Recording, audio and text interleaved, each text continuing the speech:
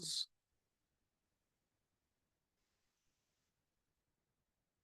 it's not working. Huh, strange. 1 second. Okay, perfect.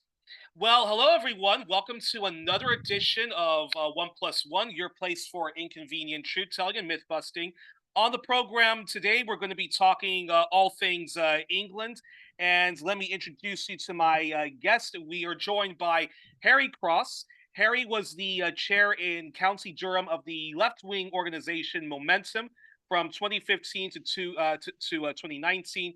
He was also a member of the Economics, Business and Trade Policy Commission of the Labour Party's National Policy Forum from 2018 until 2019. And yes, we're going to be talking, all things England, past and present. But first, Harry, thank you so much for joining me today. And it's a real honor to speak to you. Oh, and yes, and I also have to mention, me and Harry are friends. Harry's mom was my English teacher, and so we go way back.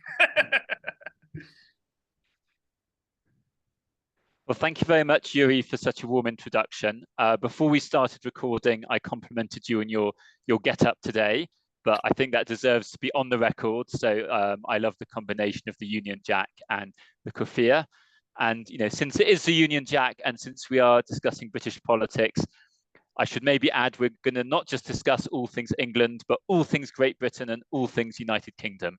Or else we'd get told off in some quarters. And don't worry, folks, I have not converted to the dark side. I've not become blue Labour or a left nationalist. I'm just homesick for England because I love England and love the people there and the culture. Really dislike the politics. So let's get into it. So, Harry, you were now. Are you still actually a member of the Labour Party? You're not one of those people that's been kicked out, or? I wasn't kicked out, but I left. So I left in 2019. I was a member of the Labour Party in a place called City of Durham. And in that year, our Member of Parliament stood down of her own volition to move on to other and greater things. And we had a selection ongoing to pick the replacement. So I was very involved to support one particular candidate, who we can say was a left-wing candidate. Was that Laura Pidcock? It was not Laura Pidcock. Laura Pidcock was our neighbour in northwest Durham. So I knew Laura very well. Laura was in Parliament for 2 years. So we hope to have an equally good MP in City of Durham. But the candidate we supported was not allowed onto the long list of candidates due to sort of arbitrary decisions made by regional bodies. And so this is a very long-standing issue in the Labour Party, that it doesn't matter how left-wing the membership is, it doesn't matter the views of the membership on any issue, the choice of candidates is controlled by party structures. And if that's the case and we can't exert an influence over our choice of candidates, our opinions and policies more broadly doesn't filter through into who's in Parliament. So what's the point? So I took the view that, I'm not just paying to be a supporter and to give a donation. I'm paying my membership fee to be actively involved. And if that's not possible, I'll leave. So I resigned the Labour Party on a point of principle, but not necessarily with the idea that this is forever. I thought, maybe this is for 6 months. We'll see where I'm living. We'll see what happens. There was a general election shortly afterwards. And I should mention that all of this happened while Jeremy Corbyn was the leader of the Labour Party. So maybe when we get into the discussion, we'll line up some of this history. But when the Labour Party had a left-wing leadership, ostensibly, but even when we had a left-wing leadership, we couldn't get more democratic processes in place to choose our candidates. So let alone in the regime that has come in since. So after I left, we lost the general election quite badly in December 2019, and I did campaign for Labour in that election. We then got a very right-wing leadership of the Labour Party, and both the policy platform of the party, but also its internal structures and mechanisms were changed so much from quite a bad starting point. So I've not felt any need to rejoin. And I've also not lived in the UK continuously since then. So multiple reasons. That's a perfect segue. That's actually a really very good segue to my first question, which is now we don't have to reopen all of the reasons why. I think we mostly agree on why Jeremy Corbyn lost. And I think 50% of that had to do with a Labour Party that didn't support him. Certainly, the Labour Party establishment didn't support him. A very hostile media, from the Guardian to the BBC to the Sun to the Daily Mail, as well as the fact that within the party membership itself, and even people who are supporters of the Labour Party, but maybe not, but maybe not paying members, there was deep division when it came to the very thorny issue that was Brexit. So I have to ask this question: if we look back on why Jeremy Corbyn lost, why, in your own opinion, why do you think Corbyn lost? And my follow up question to that would be: should Jeremy Corbyn have supported Brexit? In other words, just respect the decision of the UK electorate to okay, we're going to be leaving the European Union. But that being said, should he then have made the case to EU left reformists and others who were just fundamentalists about staying at the EU, that it's not all doom and gloom leaving the European Union? He could have made, the left case for why we'll be fine leaving the European Union. He was a student of Tony Benn, who was a long time Lexits here, and a lot of the criticisms people make about the European Union, Tony Benn is still pretty much vindicated on it. So yeah, so your response to that. Okay, so two big questions in there, which was the elections, the national elections, and Brexit. So if I'll do a sort of historical run up, just explaining first of all where Jeremy Corbyn came from and who was supporting him and who was against him. So for 13 years in the UK, from 1997 to 2010, we had a Labour government led mostly by Tony Blair and then by Gordon Brown. And that was called New Labour, so a sort of centrist, centre-right direction of the Labour Party. So if you're on the centre or right wing of the Labour Party, Blair's election victory in 1997 has like religious status, that proved how you're supposed to do it. You move to the centre, you win the sort of swing, moderate, middle-class voter over. You actually win. Maybe you don't do every single thing the left has ever dreamed of doing, but you do 50% of it, or 40 or 60% of it. And people who would support that wing of the Labour Party would say, well, look at all the things we did achieve in that time. And they did achieve things like bringing in the minimum wage, winter fuel payments for old age pensioners, increasing funding for various social services. So people will cite these things. But there were also very vindictive things, for example, making it more difficult for people to access different forms of social security, and very notoriously the war in Iraq, which occurred under Tony Blair and under the Labour Party.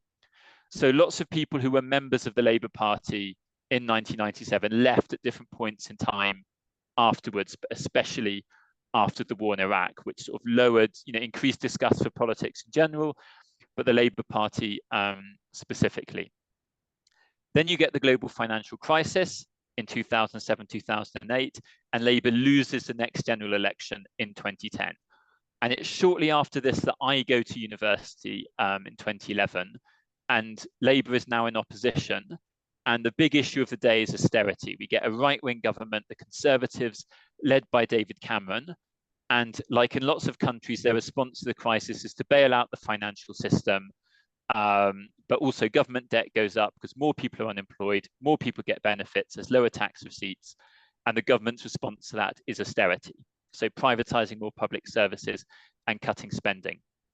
So in that period, in the 2010s, me and a lot of people sort of my generation, sort of the first generation after 2007-08, we didn't have Tony Blair in the UK as that magical reference point of, that was the heyday for the left when we moved to the centre. For us, we experienced that as more... Lucky you, because we still have the Clinton-Obama hangovers. Yeah, absolutely. So it was sort of, our references were changed. That suddenly our reference wasn't 1997, it was the financial crisis. And say, look, that model actually failed. That model of obeying the markets. The Iraq war, people debated it in 2003. By the time a decade had passed, it looked quite objectively like a failure, and it was.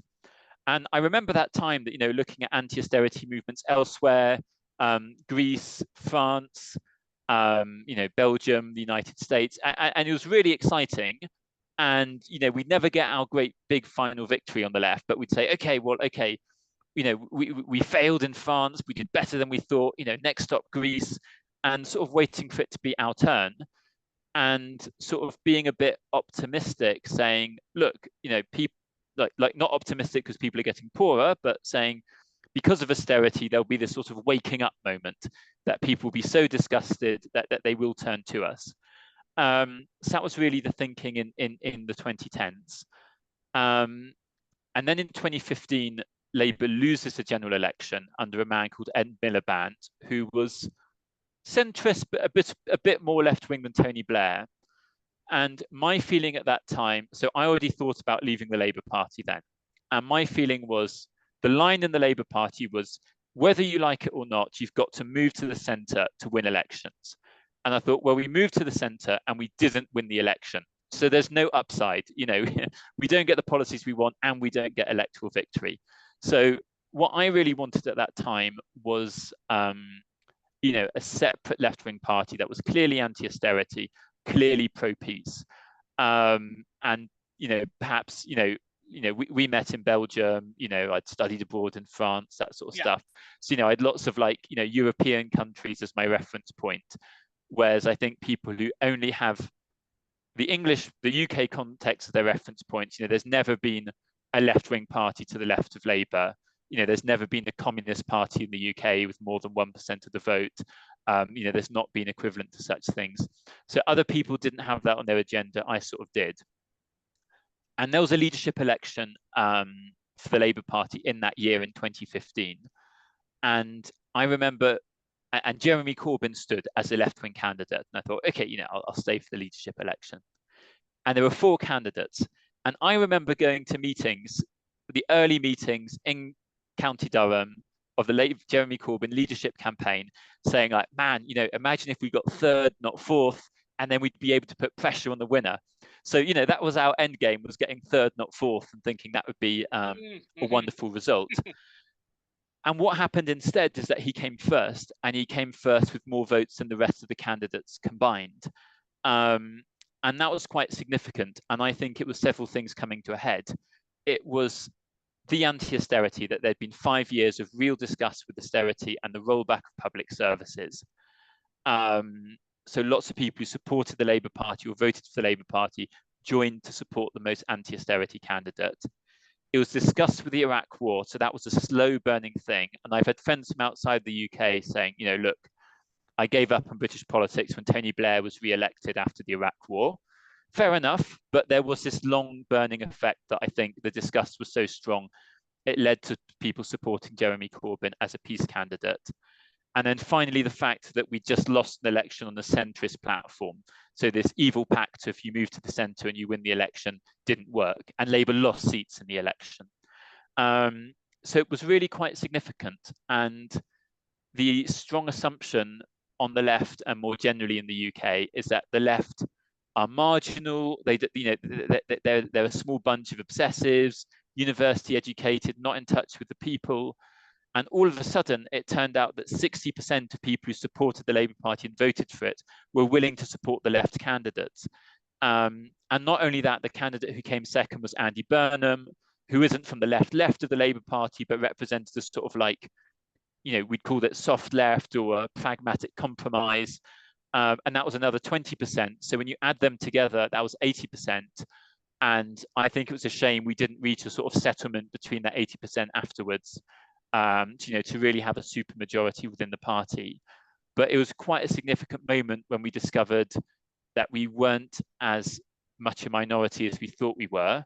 And I only balanced that optimism with the feeling that I think we never quite, although we knew it intellectually, it never entered our intuition and our heart. And we always acted as if we were the besieged minority who, had to be secretive, who had to play the game in the party, who had to still water down our message.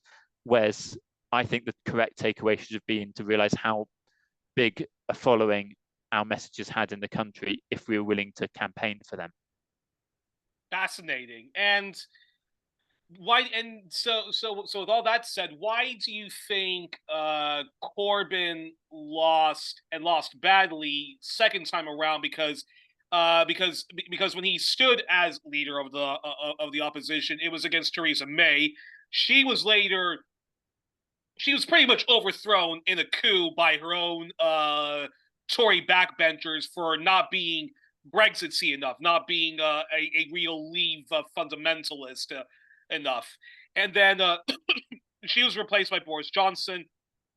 A general election was held during his very short time, as prime minister, and it was him versus Jeremy Corbyn. And so, why do you think Corbyn lost? I mean, I think we know that there was the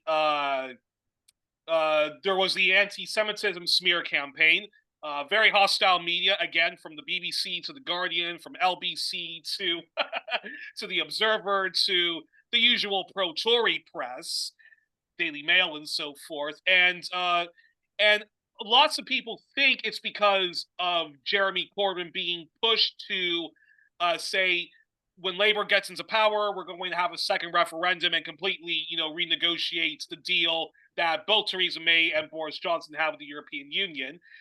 Now, it's important to know that that the first, Eurosceptic anti-EU movement in Britain was actually from, Tony Benn and the sort of grassroots left faction of the Labour Party.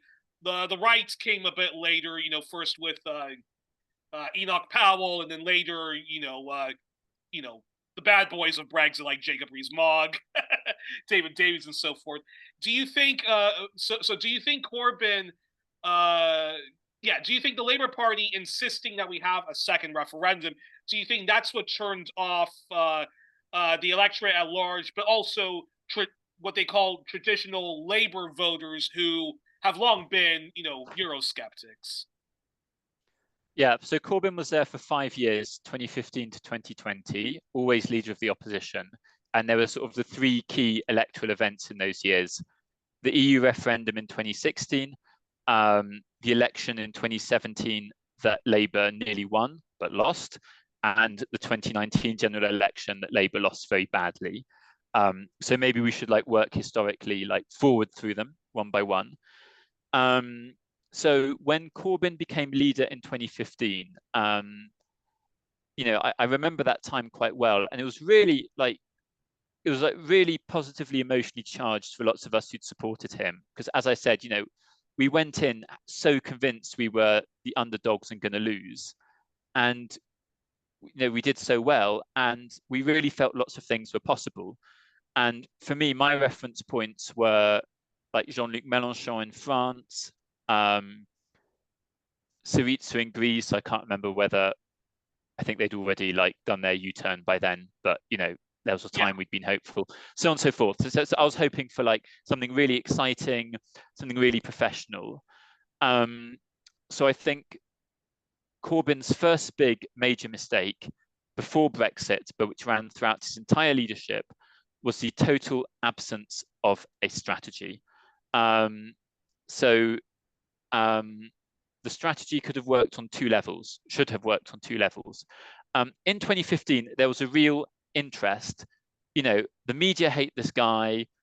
All the ministers and shadow ministers and people we're used to seeing on the telly hate this guy.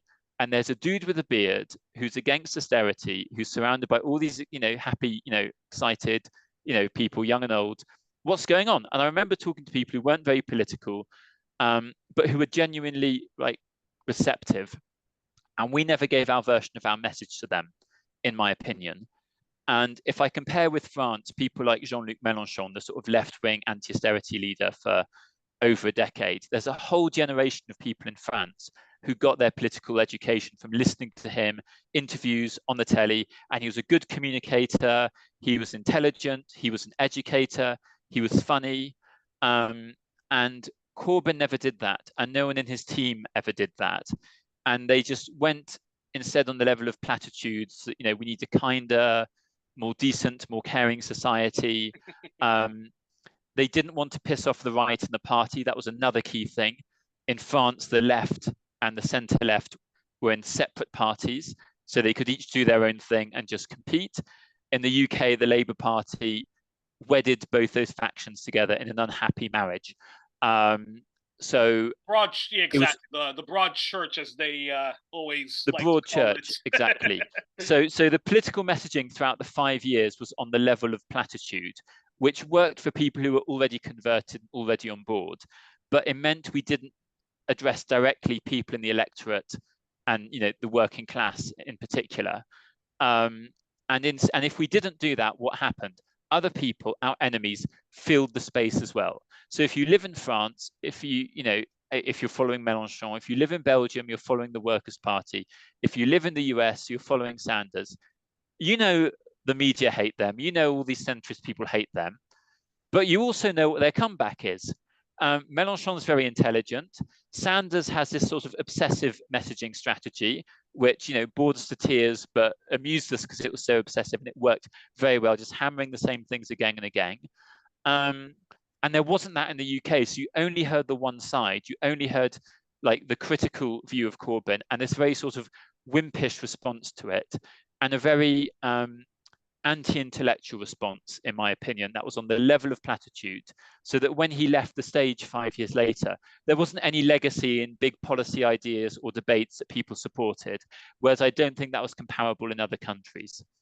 So that left the stage open for it to be framed within the party as this guy's unprofessional, he's unelectable, he's an amateur, and people didn't like a wimp, and it fed into these stereotypes, the left wing, they're effete, they're wimpish, the right is cool, that's where the party is. So that I think was a mistake that ran all the way through. And the other big mistake was within the party. So the activist base was encouraged to come, to join the Labour Party, to fight this game of internal positions. And that's part of it. We can't neglect that front. And it's the point I mentioned earlier.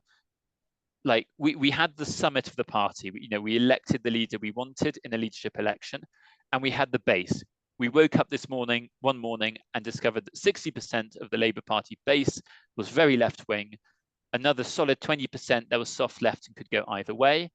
But all of the middle of the Labour Party did not reflect that. It were these career people, local councillors, party staffers, MP staffers, the MPs themselves, who were, left over from the Blair days, and also, we needed to change that. Actually, it's very important that you mention that, because while Corbyn did, of course, have vast support from Labour Party membership, and even those who aren't members of the Labour Party, but finally thought, oh, finally we have a left-wing alternative to the two-party system, arguably even three-party system if you include Liberal Democrats. Two and a half. But the Parliamentary Labour Party, it's important to know, the Parliamentary Labour Party, these are the people Jeremy Corbyn has to work with in Westminster. We're all mostly fairly hostile towards Corbyn. Yeah, and it was said that had Labour won a parliamentary majority in either of the two elections, that Corbyn would not have been able to implement his manifesto, because a majority of his MPs would have, sided with the Tories, national government. I don't know what form it would have taken. Some MPs did leave the party and try to set up a centrist alternative, and there were apparently many, many more ready to go and waiting to see if it worked, which it didn't. So it makes the point that, some people on the left who take the view electoralism, parliamentary politics is a huge distraction. You've got to build strength in communities and in the working class through trade unions. Fine, I respect the coherence of that position. Other people would say, okay, political parties and parliament is another front where, we're allowed to campaign. But it's irrelevant if we've got all these wonderful anti-austerity, pro-peace activists inside a party that's electing MPs and putting forward candidates who don't hold those views, that you're supporting an outcome that's different to your political beliefs. And that's exactly what was happening. And it was very noticeable to me in that time that, we had lots of really wonderful activists on the left but we were all doing it in our spare time. You know, my day job was something else, and that was the case for everyone.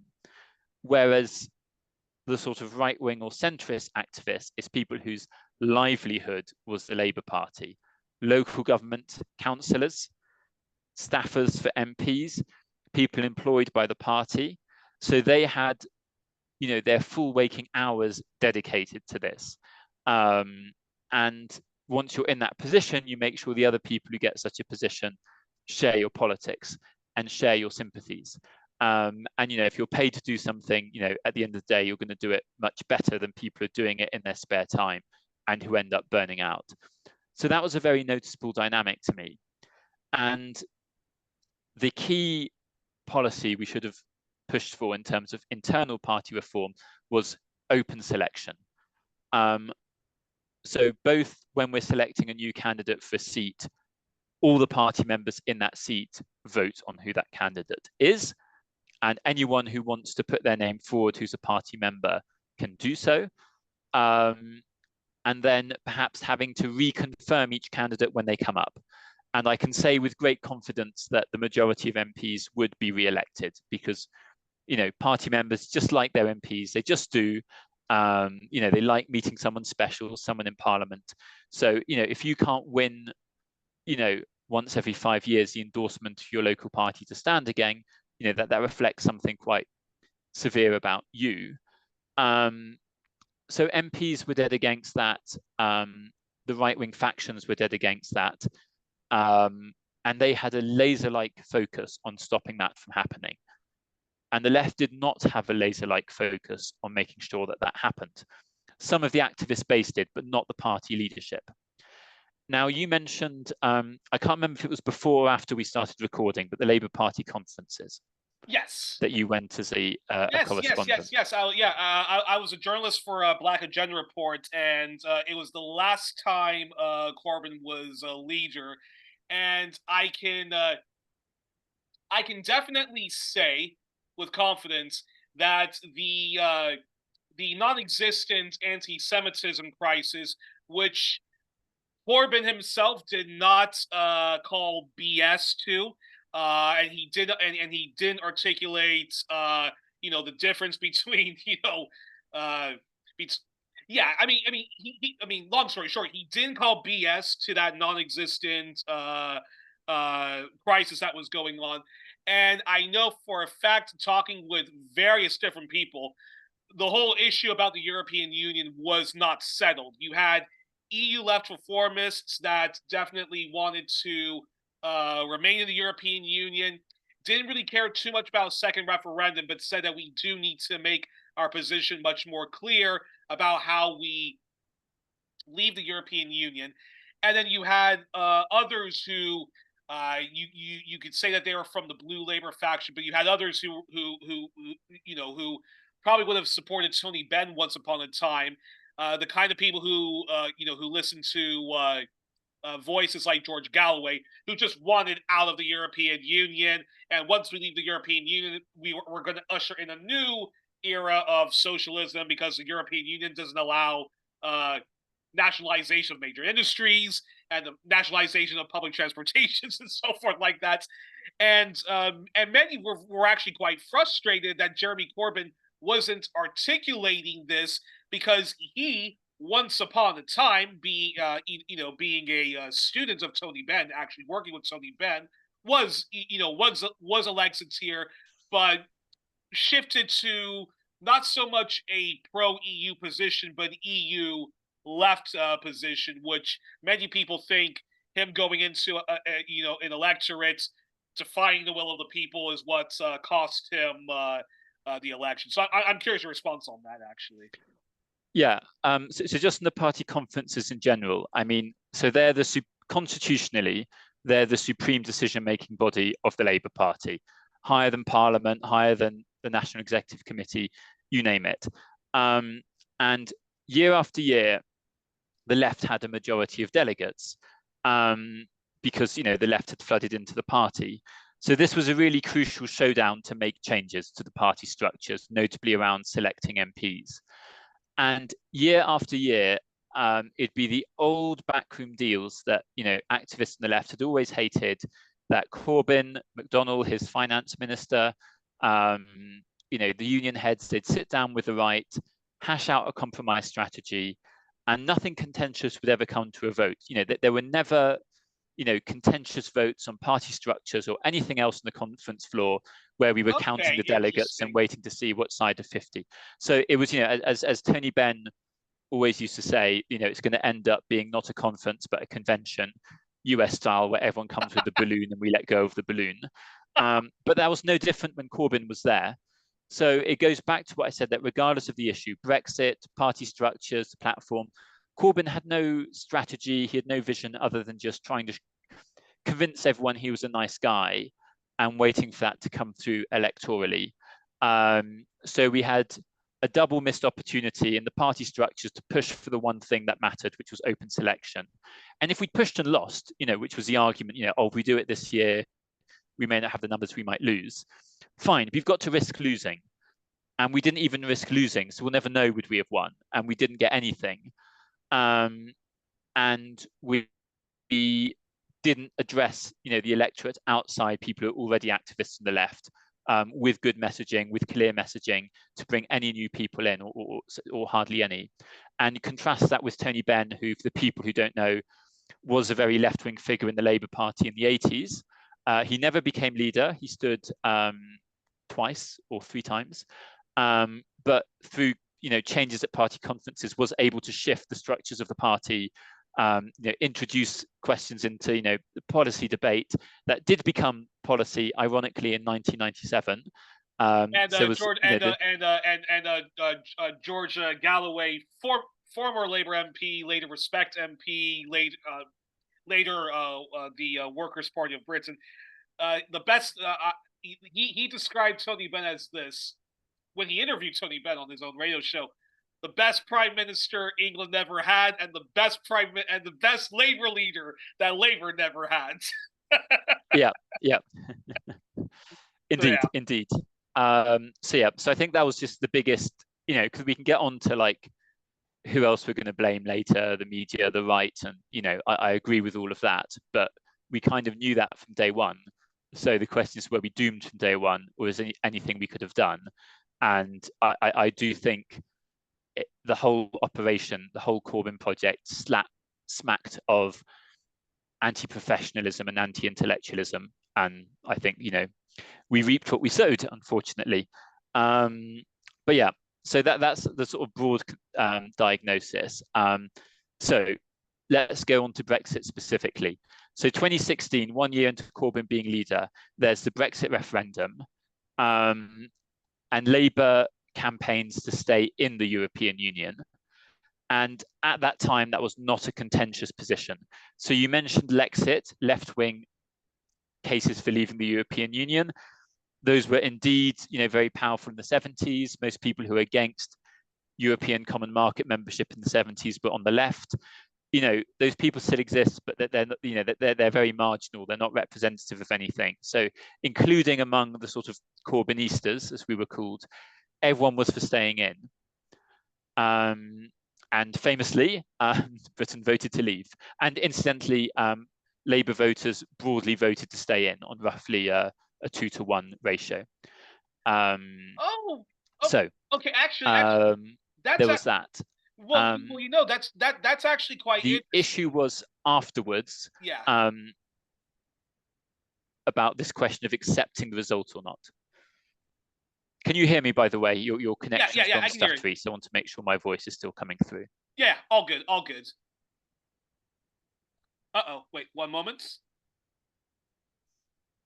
Okay, here comes the internet problems, folks. Okay.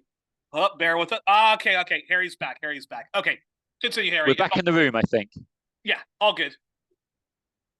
What was the last thing you said, Youri? Because I didn't hear it. No. Actually, continue on with what you were going to say. Actually, I thought this was interesting. So most Labour supporters actually were for remaining in the European Union, right? Unambiguously, yeah, 2-to-1.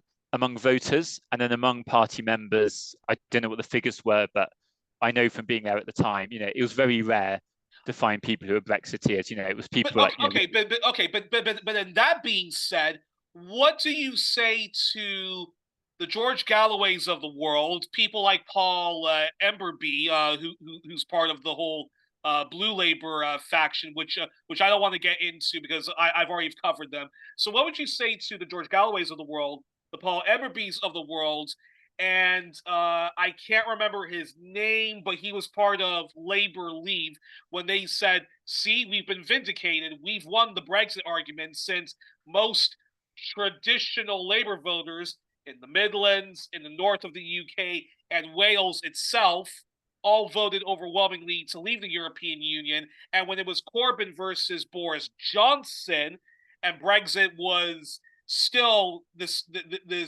ongoing annoying soap opera, a lot of the electorate from Wales, the Midlands, and the North all voted overwhelmingly for Boris Johnson or for the Brexit Party led by the fake right-wing populist Nigel Farage."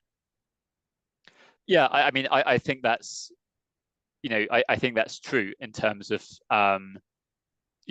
most, it was a very class-based vote that workers and people without university education were much more likely to vote to leave the European Union. And so after the event, by not respecting the vote, Labour just failed to reach lots of those people. In terms of the left wing, but that's an electoral argument. That's not a case about whether it was right or wrong to stay in Europe.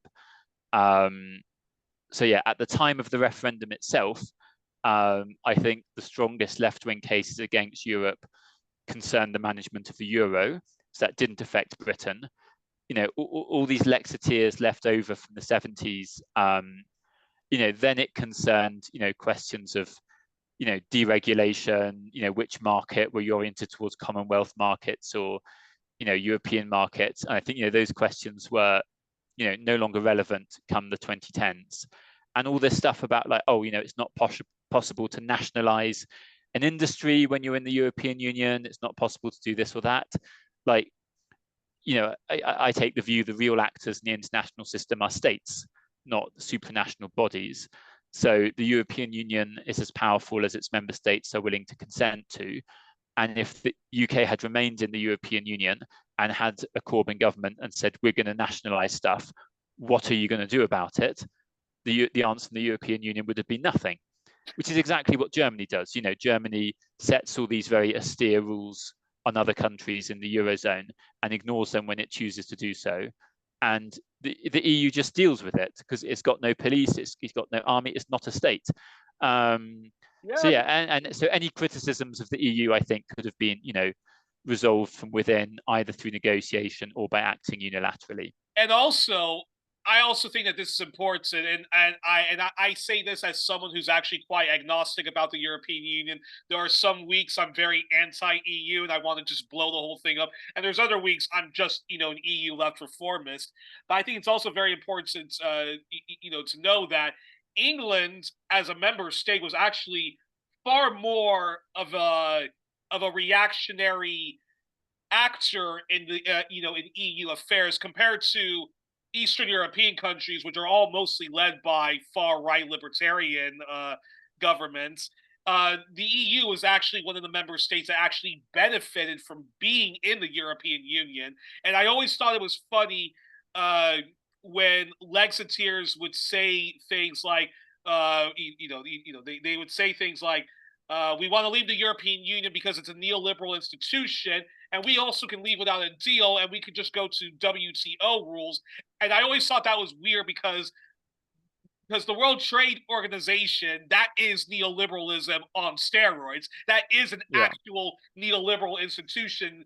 The European Union, depending on who's ruling it and how much grassroots influence is, it can really, kind of swing either way, right?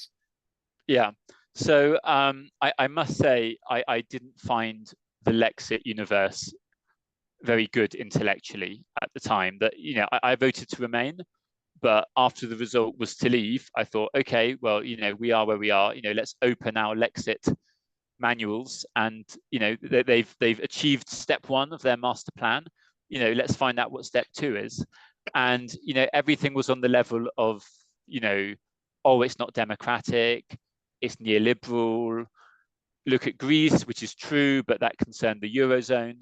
And it wasn't, there was no discussion of policy or institutions or strategy. And and I'd have been quite happy to have followed them and to say, look, I didn't take that line before the vote, but after the vote, we are where we are. And I just found it, not very satisfying intellectually. Interesting. But I say that's about a lot of things.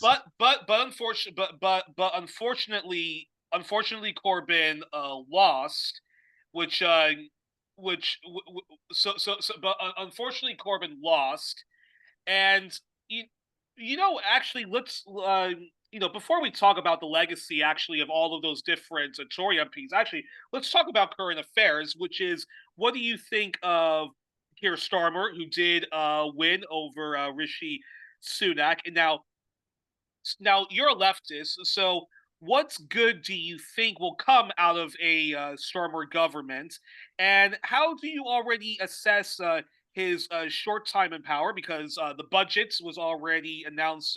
So how do you assess him and the agenda he's putting forward? I think Harry didn't hear. Okay. I heard most of your question is like what to expect from a Starmer government. What's the agenda? Yes, great. And how do you already assess his policies and the agenda he himself is putting forward? Yeah. So okay. So we're jumping ahead now to like post Corbyn, post Starmer. So Starmer, who succeeded Corbyn from the Labour Party, and he stood on a very left-wing platform to be leader of the Labour Party, because he was succeeding Corbyn, and the understanding was the majority of party members voted Corbyn. So if you don't get some of them on board, you're not going to win any internal election. And it was kind of obvious that he was put forward by the right and was backed by everyone on the right. But apparently enough people didn't see that and voted for him. I know some of those people.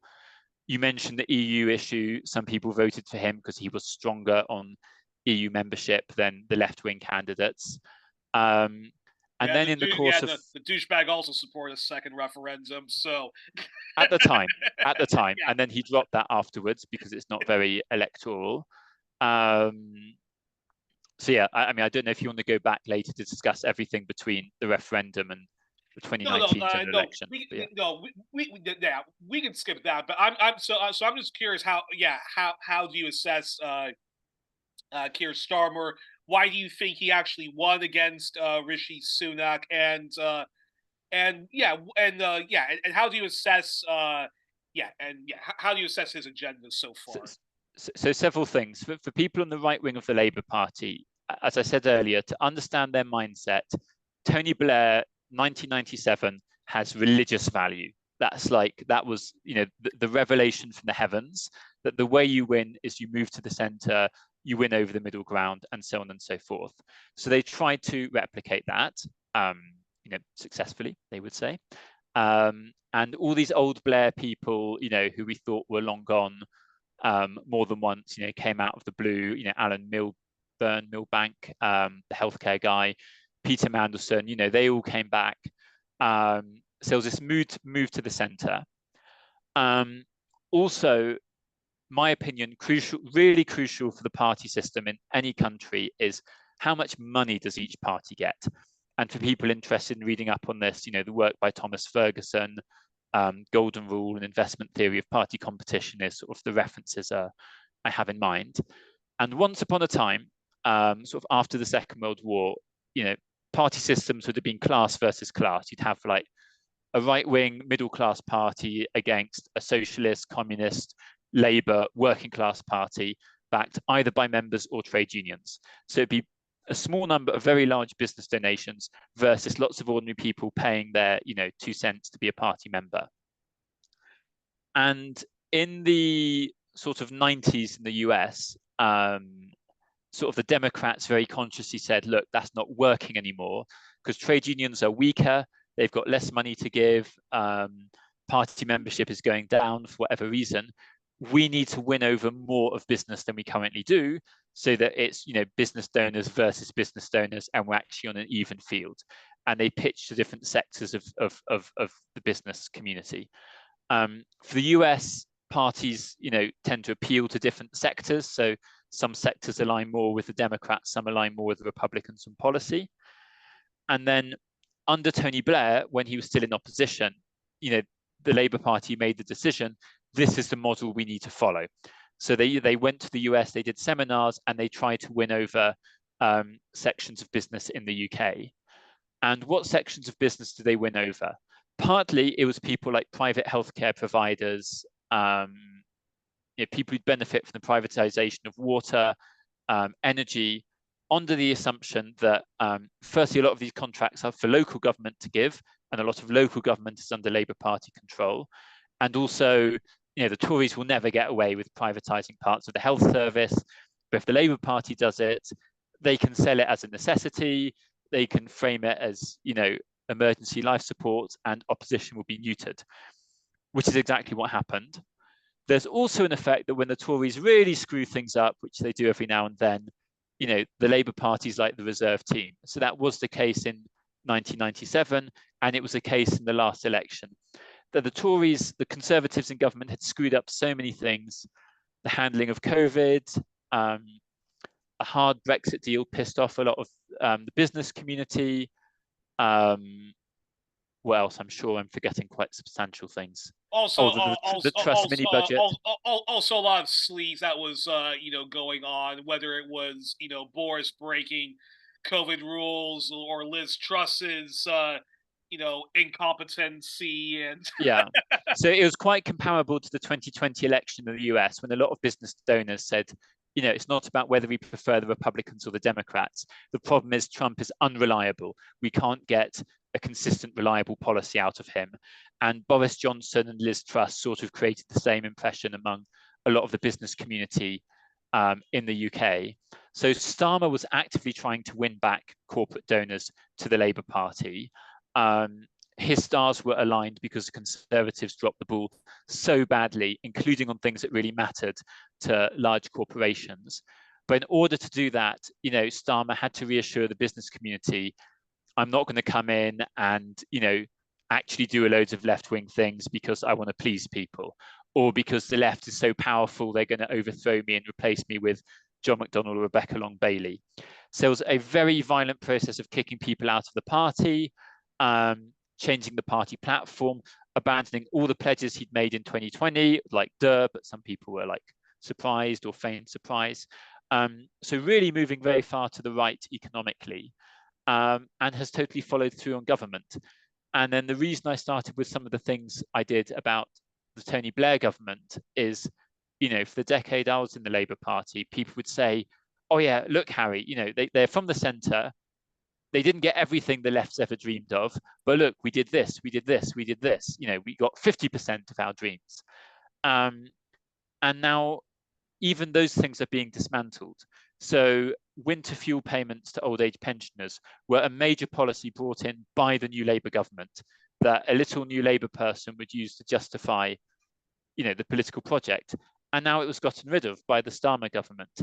And I think at the end of these 5 years, we're going to be very hard pressed to say, you know, what are the redeeming features? You know, in what way are we centre left at all?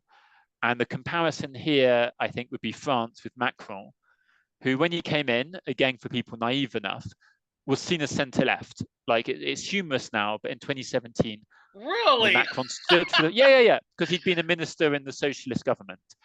So, you know, the party's name was Socialist.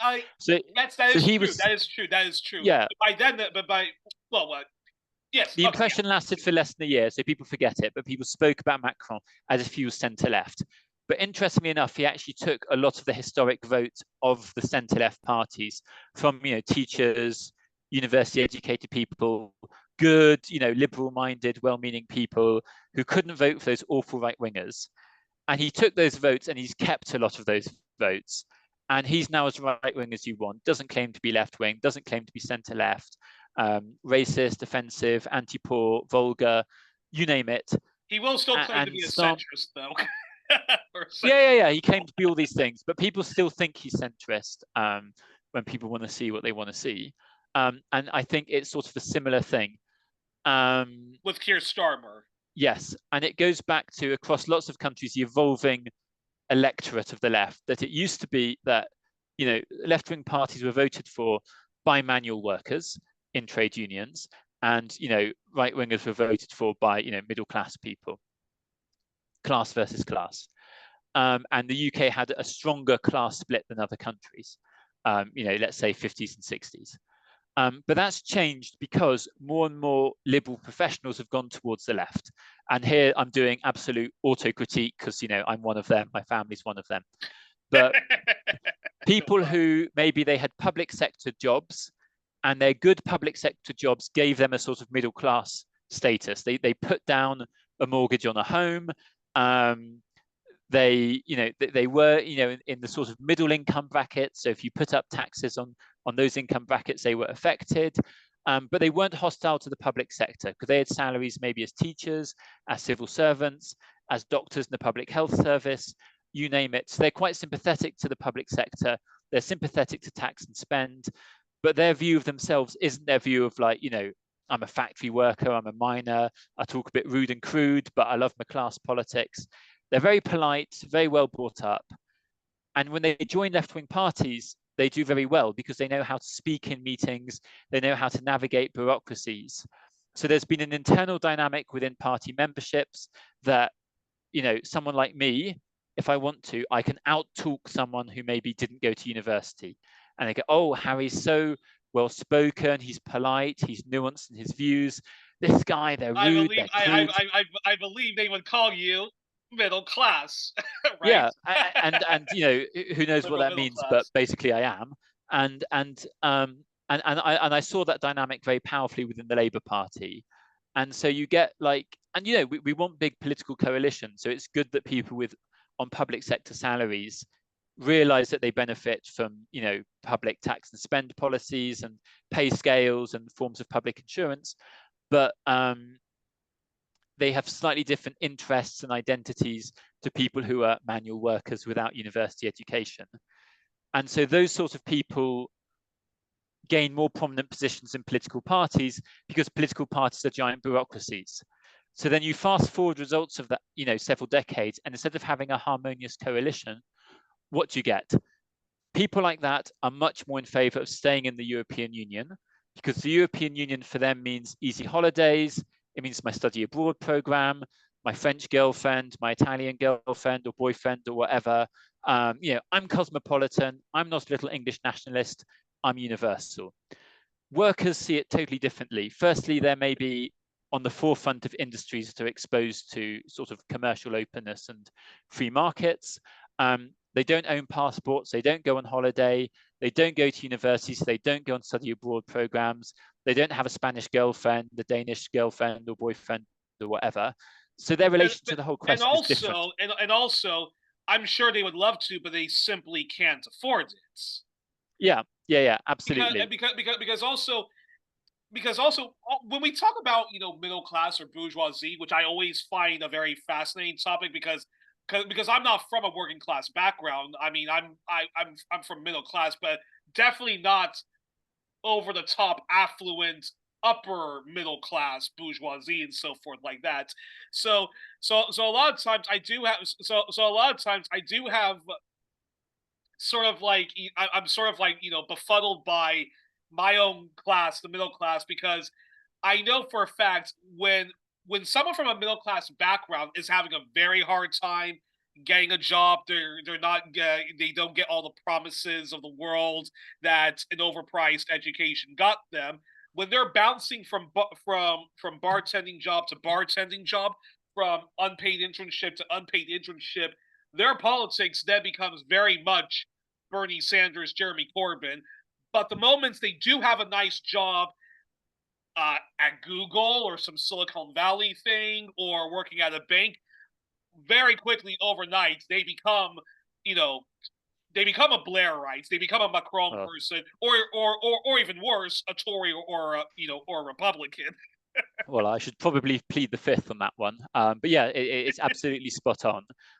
So Brexit was very interesting because we got a really class vote that like people with university degrees and people in higher income brackets heavily voted to stay in, and people without university degrees and in lower income brackets and doing manual work voted to leave.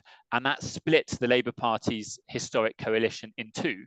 So it was a question of Corbyn like choosing between those sides, and it dealt a hand that like we really didn't want to have. We wanted to discuss austerity. We wanted to discuss class versus class, stuff where the manual workers, the unemployed, but also middle class people and public sector payrolls had a shared interest. And instead we were like drawn into like, the wrong issue for people who got into politics to discuss classic left-right economic issues. COVID did exactly the same thing. Middle class people with a home, with a job you can do sat in front of a computer, they had a very good COVID. They had their sofa, they had their internet connection, they had their Zoom calls, and they were happy. Workers were either forced to go out and risk catching the disease, or they were more likely to be made redundant, to have their industry shut down. So again, but we saw that the political parties on the left had been captured by the middle class professionals, that the left ended up supporting very hard pro-lockdown positions, and the right supported lockdown skeptic positions, which was much nearer to what the working class would support. And that's actually where Nigel Farage got his second absolutely coming into politics, because Reform Party, the Brexit Party became Reform Party. He had taken a break from politics to become a full-time far-right junk journalist on GB News, which is the new far-right news channel. It literally is Sky News Australia and Fox News, except with British accents. And when Reform had been founded, they were against they were against vaccine mandates. They were against lockdowns. Just let it rip. COVID is just like the flu, and so forth. And unfortunately, they converted once again a lot of working class people into that cause, as opposed to what should have been the left's response, which is a people's bailout if you're going to do lockdown, a people's bailout if you cannot do your business because of the pandemic and whatnot. Yeah. And so on both those issues, Brexit and lockdown, the sort of, what had once been the sort of historic coalition of the Labour Party was put under significant strain. And what both Starmer in the UK and Macron in France have done is to take the sort of liberal professional class piece of their electorate and to say, right, we're not even going to pretend we're here for the manual working class anymore. We're not even going to pretend we're about economic redistribution anymore. We're going to dump the left. We're not even pretending to be left. We're going to take this half of our electorate who, on the one hand, they do care about the public sector because many of their salaries are linked to the public sector, but they don't necessarily care about the public sector as a cause for economic redistribution. And they don't speak vulgar and nasty like Trump or Farage or Boris Johnson and those awful manual working class people who vote for them, as they see it. But actually their policies will end up being quite authoritarian, anti-migrant, anti-benefit claimant in the actual practice of it. Unbelievable. So is it safe to say then, when we talk about Keir Starmer, is that he is an economic liberal, and because he is wedded to the Labour Party, which was founded historically, Labour was founded explicitly as a socialist party, as a working class alternative party to, once upon a time, the mighty Liberal Party of England, which is trying to make a comeback with the Liberal Democrats, but always kind of did the kind of entryism of Labour to make sure that Labour was this broad church where you have to appeal to the upper middle class, the rich who do believe in, I guess, one nation Toryism, compassionate conservatism, and so forth like that. So is it safe to say Keir Starmer is an economic liberal, but his agenda is very much a bit of it's his agenda is though still very much austerity because not getting rid of the what's the thing about the child benefits, the three child The benefits. two child benefit cap. Yeah, so because he's not scrapping that, tuition fees, which are already way overpriced in England, I don't even have to tell you about that. But tuition fees. I was the last year that paid 3,000, so I managed to crawl under the net. So the fact that he's even flirting with that idea of raising tuition fees, and hey, oh, he's not flirting, he's doing it. I think he's doing it, you know. And also he and Rachel Reeves, who did praise who did praise Margaret Thatcher. Starmer, throughout his entire time when he was being interviewed by the BBC, Sky, and ITV and Channel 4, he kept saying the following: "Look, I'm not going to promise that we're going. I'm not going to promise that we're going to do this. I'm not going to promise that we're going to do that. We're going to look at the books, and if the books are good, maybe we'll raise taxes on big corporations and the super wealthy. Maybe we'll lower taxes for the middle class and rich people." And now Rachel Reeves, she gets into power and says, "Look, the Tories left us in a huge black hole. So sorry, guys, austerity. We are going to have to do austerity. Things are going to hurt before they get a little bit better." So is it safe to say that endless austerity still, as well as endless imperialism?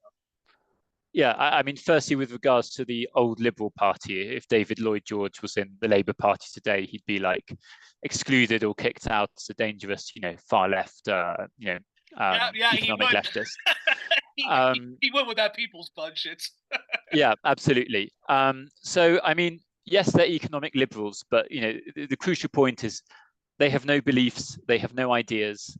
They believe in getting elected for the sake of it, and their view of themselves is so high. They think, I'm such a nice guy, I'm such a smart and realistic person, not like those awful left wingers, that I'm just going to make the best decision in whatever comes up, and by definition that will make things better for everyone, because that's the only possible thing to do.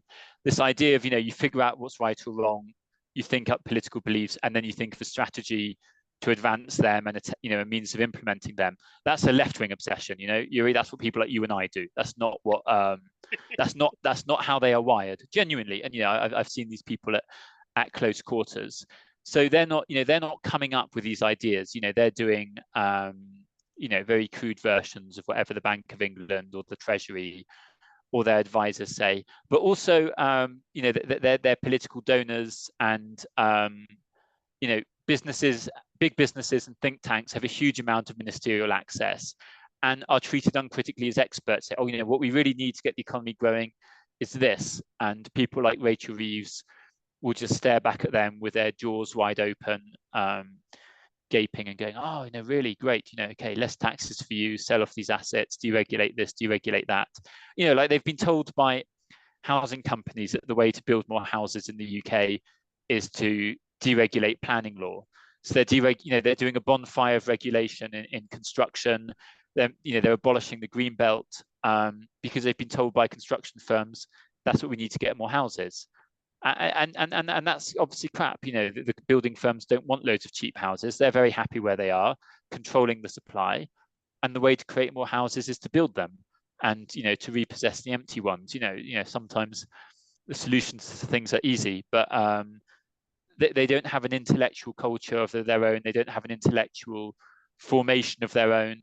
They don't have a network of cadres, political cadres behind them. So they believe whatever's sort of handed to them on a white paper with a sort of a vague gloss of expert opinion. Unbelievable. Now, my second to last question, which this was originally my second. So my second to last question is this: how should any leftist, sociologist, historian, or a journalist look back at the legacy of the Conservative Party, not of Margaret Thatcher and John Major, but David Cameron, Theresa May, Boris Johnson, Liz Truss, and Rishi Sunak. And I think a follow up question to that is what made their austerity, their shock doctrine, more what distinguishes them from, say, the root of all evil, which is Margaret Thatcher and John Major. Yes, and for any obsessives who are listening, the root of all evil is arguably the IMF bailout to the UK in 1976, when James Callaghan and Dennis Healey from the Labour Party implemented austerity for the first time, and then the Tories went in and went further and faster. But yes, to answer your question, and I think it's really good to go back to austerity.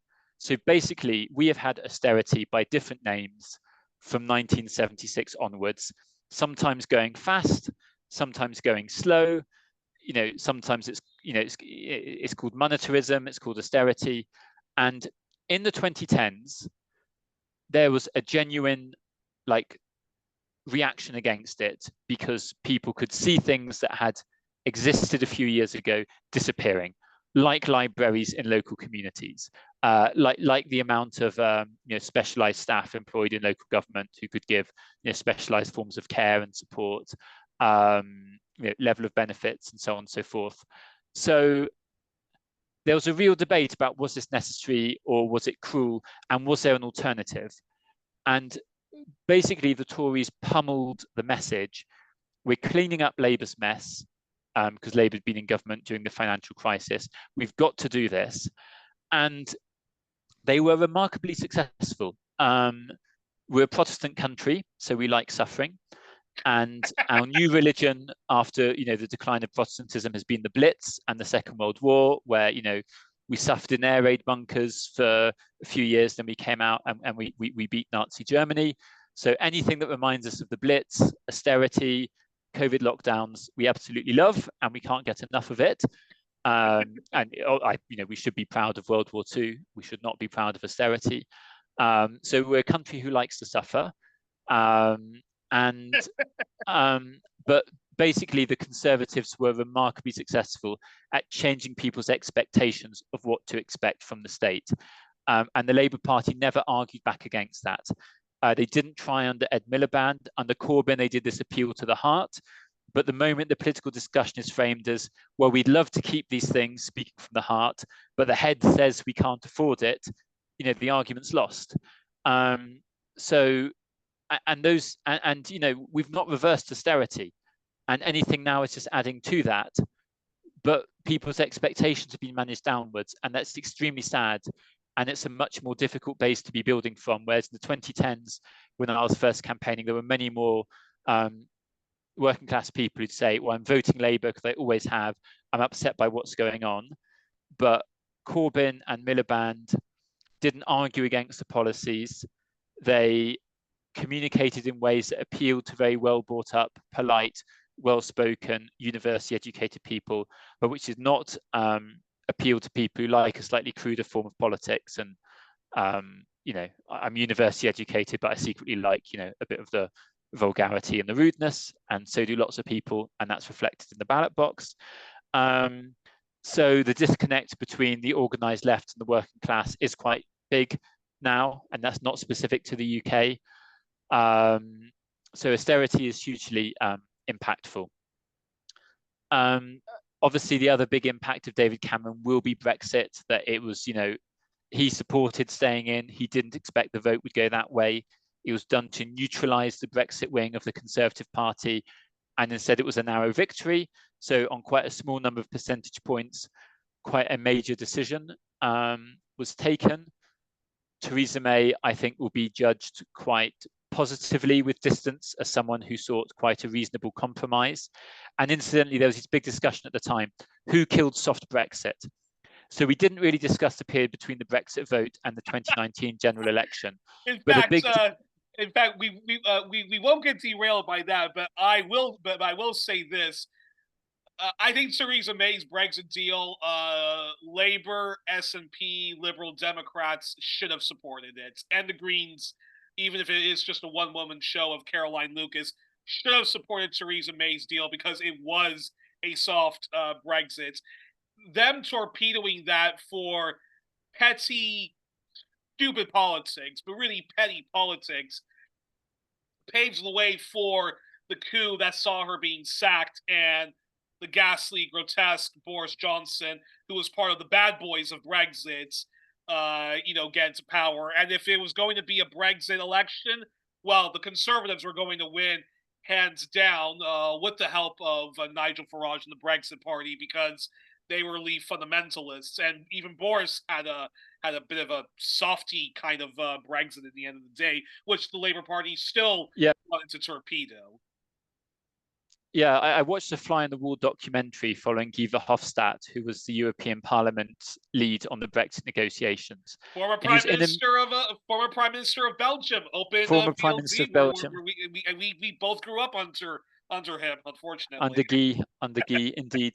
And there was a bit when he was meeting with the leader of the different parliamentary groups in the Parliament to discuss the Brexit deal, and a German MEP, I forget whom, said, we need to realise this problem that there's a supermajority in the UK Parliament of Remainers and the hard Brexit right, who together are a majority, and they will vote down any deal that's put in front of them. For the Brexit right, nothing but a no deal is acceptable, but the Remainers are also voting down everything and anything other than staying in the European Union. So there's no majority for soft Brexit. And he was saying, look, we think these people, the Remainers, are our friends because they're nearer to our sympathies. But if we accept the premise the UK is going to leave, at some point we want them to vote for a soft Brexit, and they wouldn't. So to be honest, the very first time Theresa May brought a deal to Parliament, it was probably good politics to vote it down. It humiliated her, historic defeat. So it was called constructive ambiguity at the time. Labour didn't have a clear line. They pretended to be like being even-handed, but like just seeing the government get defeated again and again. But they didn't know when to take their winnings and walk away from the table because they didn't know what they were holding out for.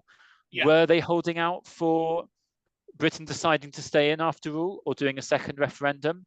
And lots of people in the Labour Party, including activists on the left, including a lot of MPs, were holding out for that. No one on the left was really holding out for hard Brexit, whereas they should have decided at what moment to form a sort of historic compromise and vote for soft Brexit. And apparently there was one moment when it was really clear, and I think it was right before Theresa May, really near, sorry, and I think it was right before Theresa May was dumped, that she, I forget his name, this man who was really close to her in the Tory party, the sort of small, bald man, Liddington, maybe? Probably. But anyway, yeah, there was like backroom, there was nearly this sort of super majority for soft Brexit, and then the Conservative Party got rid of her. So I think she played a tough hand very well.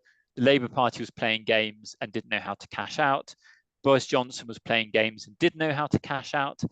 And and for people to spell out what she should have done instead. Anyway. So then how do you assess so how do you assess Boris Johnson's legacy followed by Liz Truss and Rishi Sunak then? Yeah, so the people behind Boris Johnson and the people behind, okay, so there's a running theme to everything I'm saying that, I think everyone's really stupid, and I say, okay, they lack intellectual, substance or whatever. But the Brexit people the people who supported Brexit from the right, they thought they were free traders. They go, oh, like in the 19th century, we had free trade, we had no rules, you did what the hell you wanted to, and you traded with the world. And now the EU is loads of rules set by the nanny state, and we need to get out of that and get back to 19th century free trade. But that's a huge comedy because they didn't see that the rules are the price for having free trade. That if you don't have the same, safety standards, plug sockets, you name it, between Germany, France, and the UK, you can't trade goods between Germany, France, and the UK. So the common rules were the counterpart to a common market. So they thought they were being free traders, and actually they negotiated the biggest protectionist deal in the history of capitalism. Like never has so large, the EU was the largest free trade area in the world, and one of its largest markets negotiated a deal to leave it.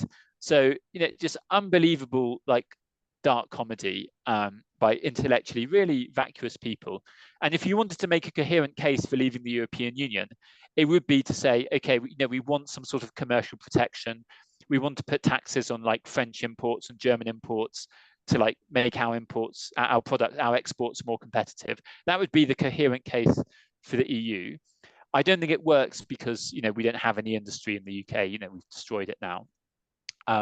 So anyway, that's why they couldn't square the circle and make it work. There's a whole Northern Ireland angle I won't go into unless you want to, but it's a whole discussion. That's definitely for another day. I mean, I care a lot about it, but it requires a lot of explanation. Yeah. So yeah, there was that, and basically, people always said, "Oh, Boris Johnson, maybe he's very right wing, but he's so funny, and working class people really love him." And I don't think he was that funny. Like Donald Trump, whatever you thought of him, can force you to crack a smile despite yourself sometimes. Boris Johnson, I think people just said he was funny, and people repeated it because other people said it, but I don't think he was inherently that humorous or good a communicator. And he believed it as well. He thought he had this sort of natural charm by improvising his way through everything, and it wasn't funny and it wasn't clever, and it's sort of very similar to Trump in 2020, that in 2016 and in your last elections a few days ago, a lot of sections of big business said, look, I might not invite Donald Trump to my dinner party, but I can get specific policy commitments by him that Joe Biden won't make, so I'm going to back him. Whereas in 2020, with major things on the table like COVID and then also like Brexit for the UK, a lot of business said, like, we can't, we don't trust the Tories anymore. So we want this guy gone. And the pound was going down and down and down while Boris Johnson was still in office. And I was living abroad at the time, so I was getting a foreign salary. So I was checking the exchange rate every day. And every day I was making more money because I was going to say, like, man, the pound, I'm getting more and more pounds for my buck once I do this. So I personally was benefiting from the chaos, but people within the UK didn't experience it the same way. So yeah, so like, so he was, both for like, and also like COVID, like the COVID lockdowns were awful, and COVID itself was awful. So, and we get sucked into such technical discussions about what constituted a party versus a work event with drinks, and we just missed the fact that people were getting drunk, people were throwing up, people were taking cocaine, so things that were illegal anyway were going on, allegedly, and people saw that and they were disgusted by it, and so there came a point when his ministers just abandoned him and forced him out, and I think there was a window where he maybe would have been able to come back right after Liz Truss. I personally think that's over now. I don't think he's coming back. Anyway. And then how do you assess Liz Truss? Because I always thought, what surprised me personally about Boris Johnson being sacked by his own party, for me, I mean, I was very depressed when Boris Johnson won against Jeremy Corbyn, for the simple fact that Jeremy Corbyn has been opposed to every single British imperial war and has been vindicated time and time again on it. Jeremy Corbyn has been a good friend to the Palestinian people, ironically, not when he actually was leader of the opposition. And again, when it comes to socioeconomics, and if people don't give a shit about what goes on overseas and people only care about what happens within their own borders, Jeremy Corbyn has always been on the right side of history. Maybe not as articulate as Tony Benn, but he has been on the right side of history, fighting for the working class and the precarious middle class, whereas Boris Johnson has spent his entire life trouncing, the working class and the poor, the destitute poor on top of that. And when Boris Johnson won, for me, I think it concluded that it is next to impossible to win a UK general election unless a quarter of the media is on your side. And Corbyn did not have that at all. Corbyn did. The only newspapers and magazines that supported Jeremy Corbyn was NME, a music magazine, the Morning Star. Well, that obviously the Morning Star because that's a big left-wing newspaper, and It's a I very believe small left-wing newspaper. And With all my Vice. respect to the Morning Star. Exactly, and Vice, Yeah. which is a bit left leaning, but Vice magazine, their UK edition, endorsed Jeremy Corbyn. You compare that to a Boris Johnson, And the Daily Mirror was the only significant mainstream one. exactly, because the Guardian and the Independent and the said do tactical voting, which is basically saying don't vote for Jeremy Corbyn, and yeah, Boris Johnson got the Spectator, the Daily Mail, the Daily Telegraph, the Express, the Sun, the Times. And for me, the conclusion was that okay, wow, then there is no hope for there is no hope for the left in England. And I also concluded that England should just be a one party state. It should just be all conservatives. Labour can call themselves One Nation Tories. The Liberal Democrats can call themselves compassionate conservatives, and the Green Party can call themselves Green Tories, because it seems that no matter what happens, the Conservative Party always gets away with sleaze, murder, and epic crimes against humanity, both in Britain and overseas. So that said, I was very surprised that the Tories sacked Boris Johnson, and then when Liz Truss came in, I was even more surprised that it was conservatives themselves and and a lot of the wealthy elites that said, no, we can't have her in power. She's way too. Yeah. Well, as you say, that they're following the instructions of investors. So as I said, I had my sort of foreign salary building up, and I was choosing when to transfer it to my bank account in Britain, and I wanted to do that when the pound was lowest. Then I'd buy more sterling with my salary. And so during the Conservative leadership election, I was Googling what will be the impact of that on the pound. And I read an investor's blog that said, oh, there won't be much change because investors price everything into their expectations already. We expect Liz Truss to win. And Liz Truss stood on a platform of, we're going to cut taxes and everything and this sort of stuff. So it was already announced. And she came in and did exactly that. And, markets sort of crashed, and the value of the pound specifically. So, big lesson, boys and girls, markets are not efficient and do not price in political expectations. But specifically, it was the fact that she tried to cut taxes. So that increases the deficit. So everyone's assumption was if you do left-wing things, that's bad for the pound. If you do right-wing things, that's good, because the left wants to spend more and the right wants to save more. But actually, if you cut taxes, you're collecting less money. And like the UK economy, we're in such a bad position now that, we destroyed our agricultural sector during the Industrial Revolution, and then we've destroyed our industrial sector from Margaret Thatcher onwards. So we don't make things anymore. We don't export things. And having a policy to reverse that is now very difficult. It's one thing if you're defending an existing industry through protectionism, through public sector subsidies. It's another thing to bring it back from the dead. And, I don't see how we can turn large parts of the British population back towards factory work, back towards manufacturing. So we're in a post-industrial period.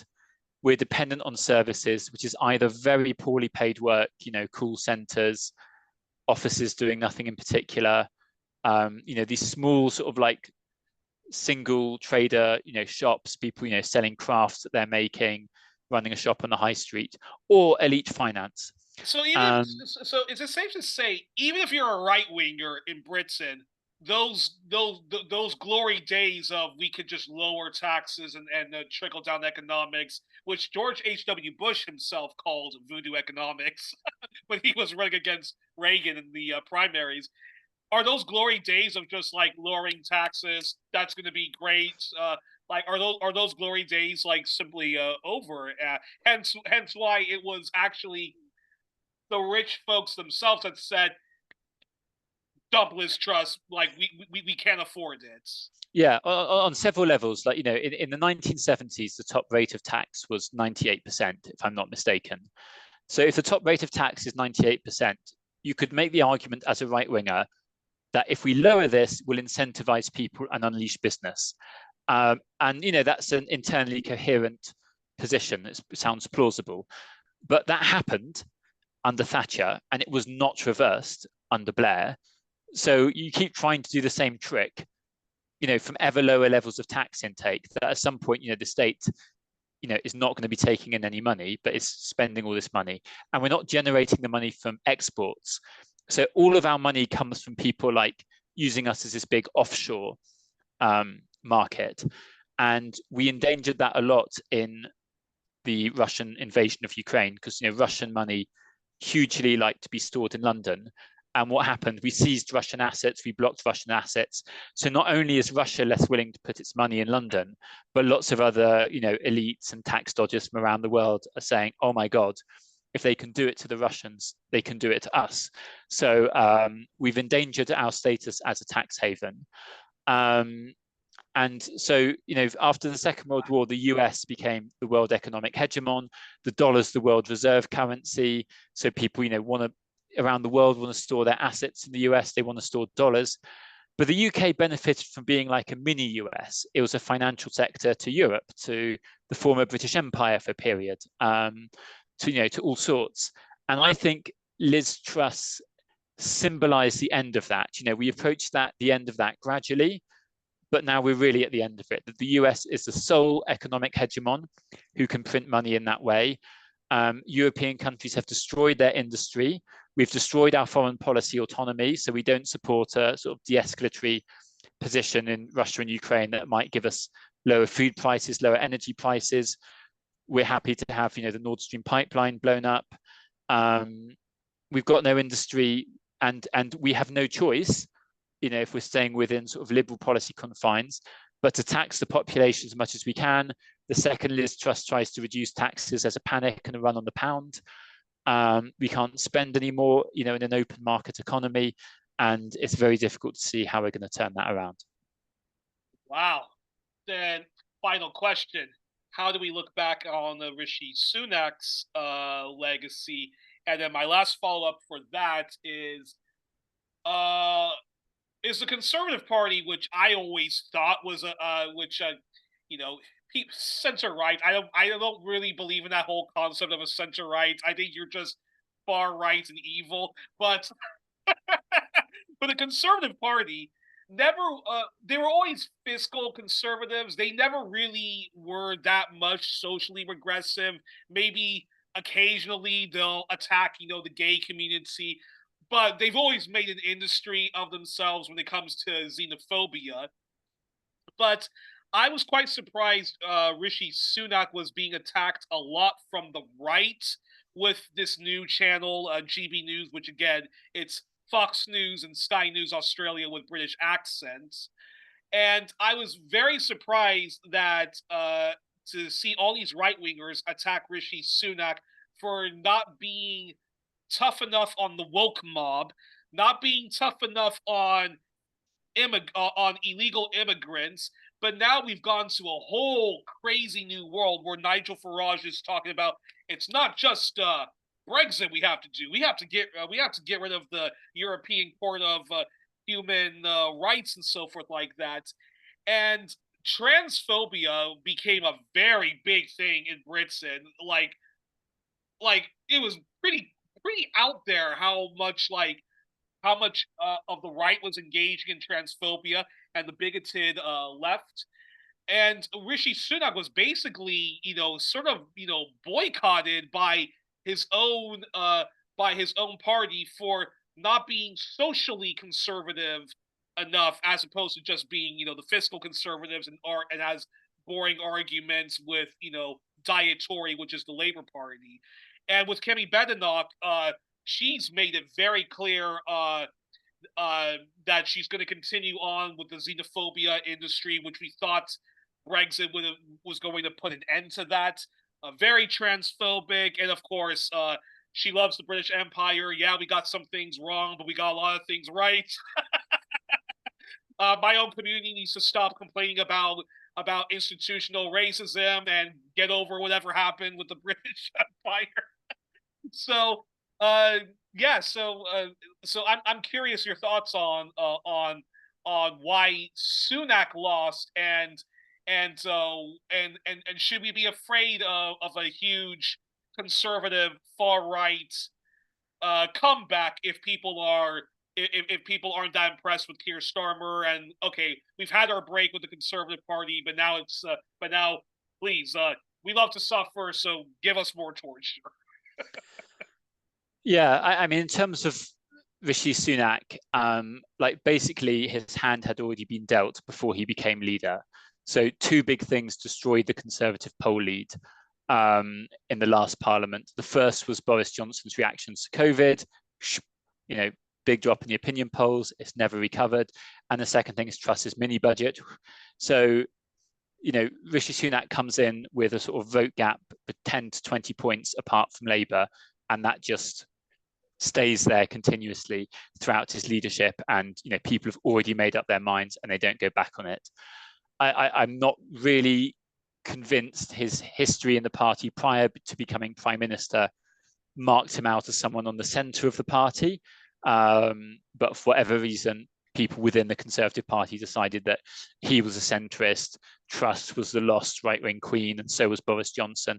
I think because he resigned from Boris Johnson's ministry, marked him quite significantly as being a centrist. But yeah, so he was just unable to reverse that. In terms of what's happening now, so for years, the opinion polls said Labour's going to win this by a huge, there's going to be a huge swing to Labour. And there was this article that said Labour needs, I think, to gain 12 percentage points to win a majority. And they gained 1.4% of votes or something, and they still got a huge majority. So they did not gain in support, as was predicted. They moved a tiny bit and on a lower turnout. So Jeremy Corbyn won more votes than Keir Starmer in both of the general elections that he fought. More people went to vote for Jeremy Corbyn than went to vote for Keir Starmer. So why did they win?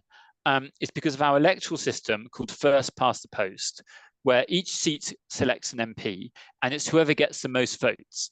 So not 50%, the most votes. So if I get 35%, you get 30%, someone else gets 25%, and then the last person gets whatever's left. I win because I've got 35%, even though 65% of people voted against me. So there's no reallocation of votes or anything. So if you've got a slight lead in a lot of constituencies, you win. Now, what happened in this election? The right-wing vote was split because of the Reform Party, led by Nigel Farage, formerly the Brexit Party, came out of the blue and won a lot of votes. So the right-wing vote was divided. And if it had not been divided, we'd have had a very different outcome in terms of seats. So what do I think will happen in the next election? In my opinion, the Reform Party did not win enough seats to break through. They got 5. The exit poll had said maybe 15, I forget which number. And had they had 15 or 16, that would have been big, a big chunk of people, who can take it in turns to speak in Parliament. Maybe on some votes they're decisive, especially if it had been a smaller majority for Labour. But they got 5, and I don't think that's enough to break through.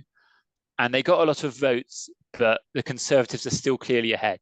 If they'd been slightly ahead of the Conservatives, everything would have changed. So they're not going to encourage big business to abandon the Conservatives for them, in my opinion. And the Conservatives, you cannot kill the Conservative Party. They always come back from the dead.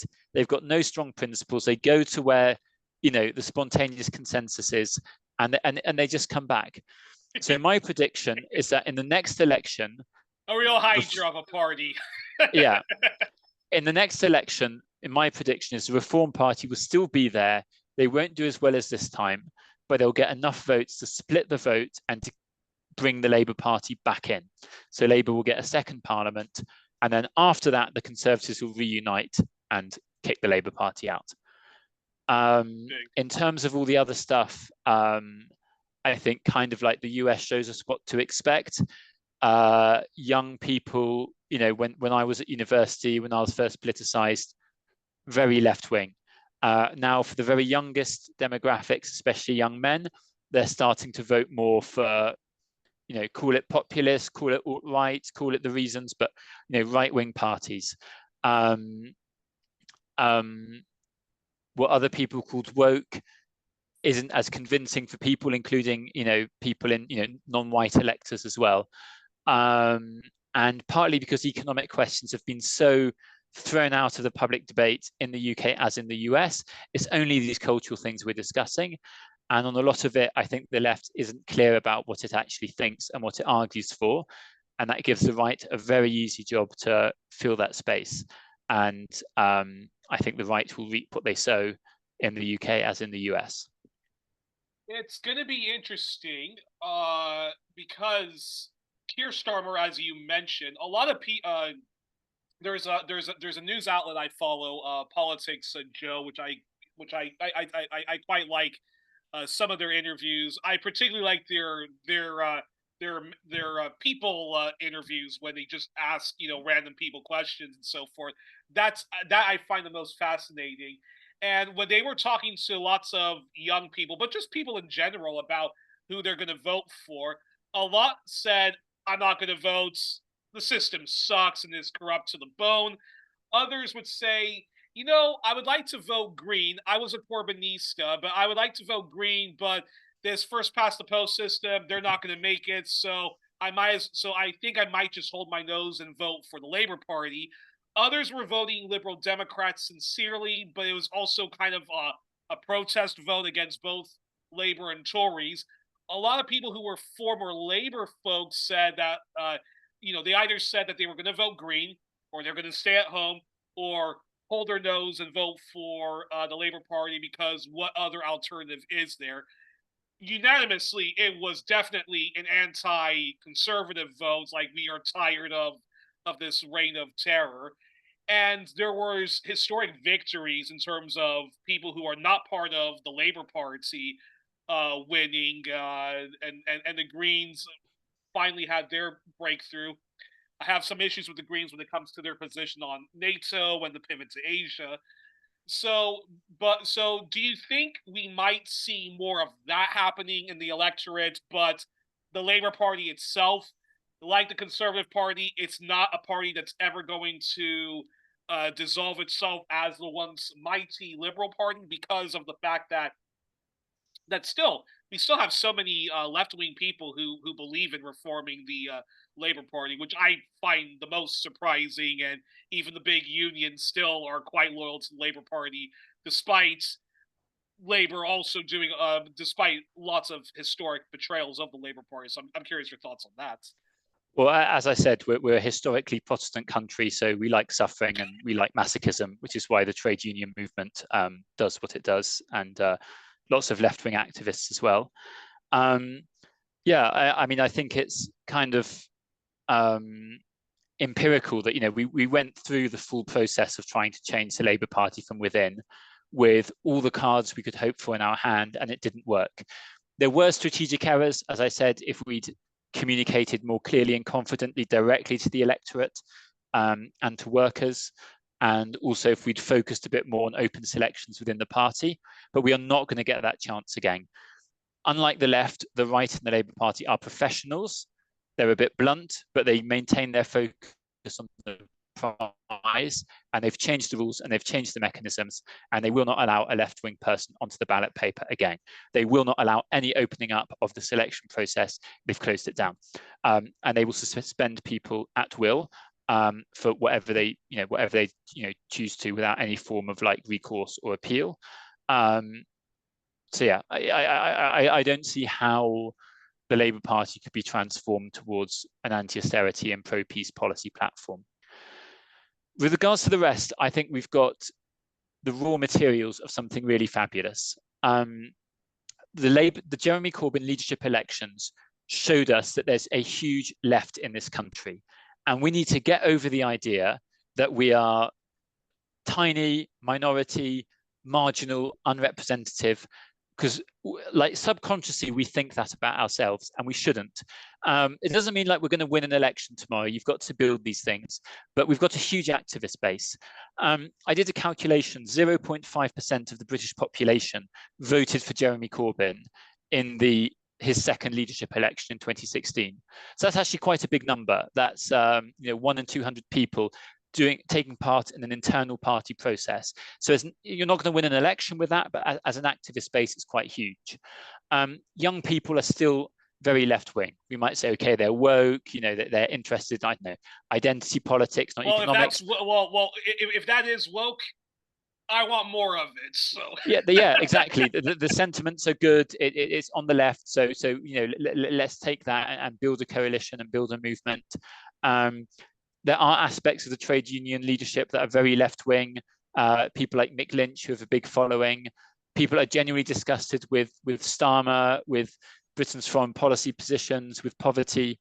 So if you put that all together and created a separate party, and a single platform where we were all pulling in the same direction, and we showed we're cool, we're fun, we're also intelligent. We know what we're talking about. We're not just lovey-dovey, head in the clouds. Wouldn't it be nice? We know what we're talking about. I think we could get real traction, and maybe one day we'd win an election. But even if we didn't, Nigel Farage has never won an election. He's peaked at 5 MPs. Before this year, he'd never been an MP. He'd been an MEP, but simply his presence on the media waves was very powerful. So I always say it's a question time standard. We have this program, Question Time. Once you get invited to Question Time and you're engaging and funny and a good communicator and you get invited back, once you've passed that threshold, just 1 or 2 people can, do the heavy lifting of 50 or 60 backbench Labour MPs. So I think we could do that. And the last election also showed us real potential. The Labour Party won a majority, and yet despite that, they lost seats in individual areas, especially areas with high Muslim votes, because maybe Muslims felt about the massacre in Palestine more acutely than other people, but not just Muslims. Other people, people who were not Muslims went on the marches, voted against right-wing candidates, and voted for independents. Jeremy Corbyn was re-elected in Islington North as an independent, and then there's lots of other places where people didn't win, but standing as independents, they took a huge chunk of the vote. And I was looking at all of this, saying, why are you standing as an independent? Give yourself an identity. Peace now. Why not? And maybe if we do that for the next election, I am. I would love to see Fiona Lala, I believe was her name, and Leanne Mohammed definitely unseat their Labour Tory opponents. I don't know Fiona. Who is she against? Fiona Lala, I think is the name, of the Revolutionary Communist Party, who famously went to GB News and called Suella Braverman to her face like a war criminal, and was like defending socialism and Palestinian liberation and so forth. And then there was Leanne Mohammed, a very young I know her, Palestinian woman, who second place. I believe she got second place within a whisker of getting rid of West Streeting. It was so close. I would like to see more of that.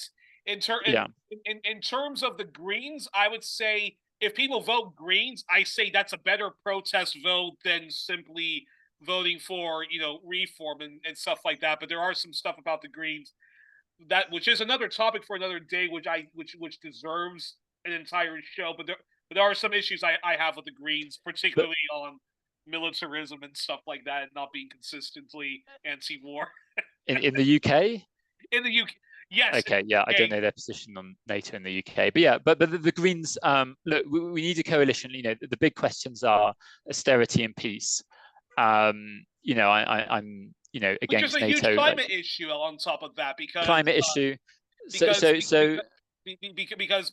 you can't be an environmentalist, let alone eco-socialist, and still be supporting NATO, pivot to Asia, or any kind of militarism. So George Galloway and the Workers' Party have upset a lot of people on the left over the years for taking, the wrong stances on trans rights, using languages about women's issues, about anti-Semitism that was like, wrong and offensive or deliberately provocative.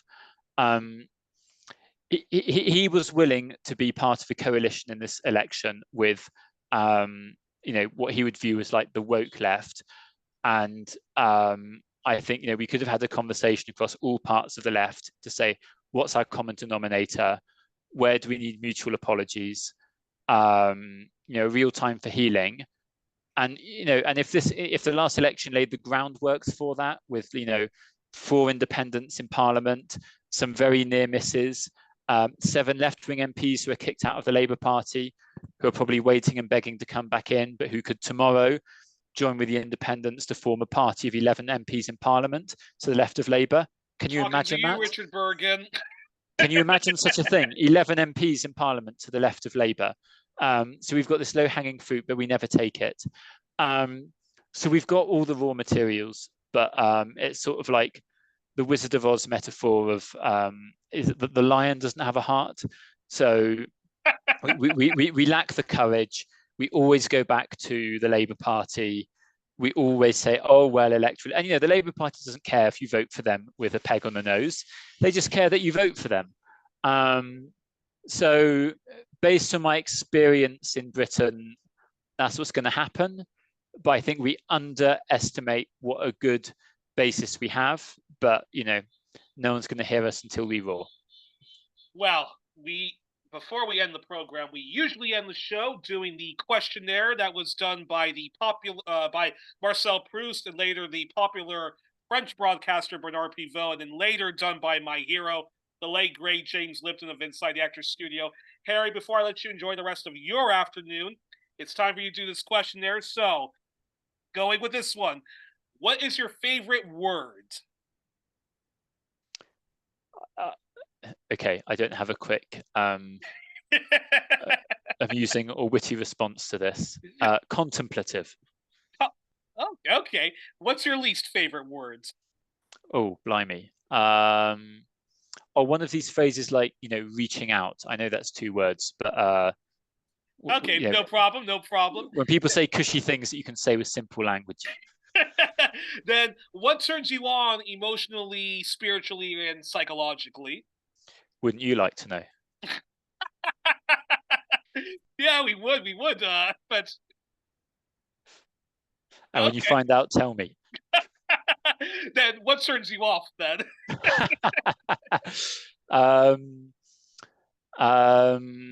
British right-wingers.